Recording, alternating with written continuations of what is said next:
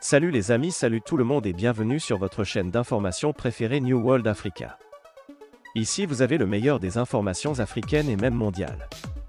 Nous vous informons sur les domaines tels que les problèmes sociaux, politiques. Commencez, il conviendrait que vous vous abonnez et de mettre un pouce bleu à la vidéo si elle vous semble intéressante et surtout d'activer la cloche de notification pour ne plus manquer nos prochaines vidéos. Une séquence de l'émission Fafa à venir, diffusée sur les réseaux sociaux est devenue virale et provoque une vive polémique.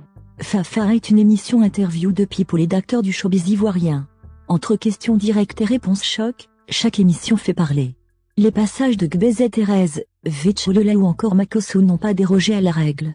Et la dernière en date qui a été diffusée, bien que ce ne soit qu'un extrait, enflamme déjà les causeries des Ivoiriens. Dans la séquence partagée sur les réseaux sociaux, l'invité, le rappeur Didi B répond à une série de questions sur l'idylle qui aurait existé entre un membre du groupe Kif Nobit et Carmen Sama, l'ex-fiancée de DJ Arafat.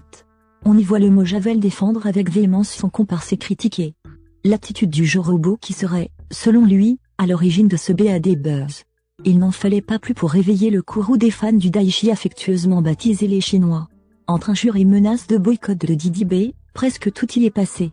Certains dénoncent l'ingratitude du jeune rappeur qui taxe d'avoir utilisé le nom et l'image de Arafat pour faire mousser son album, et à prévenir le calomnier sur la place publique.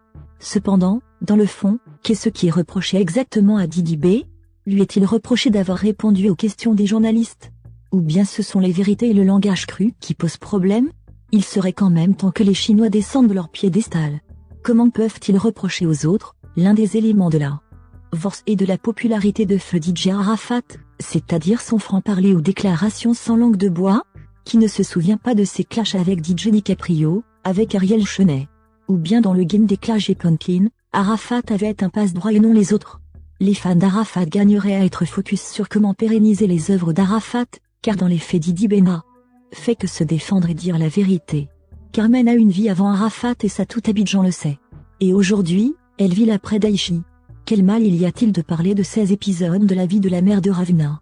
Si pour la mémoire de DJ Arafat, certains sujets doivent devenir tabous, alors il faut doublement respecter la vie de ceux qui sont encore en vie. Sinon les Chinois pour l'instant, ils font plus de bruit qu'ils n'ont de pouvoir.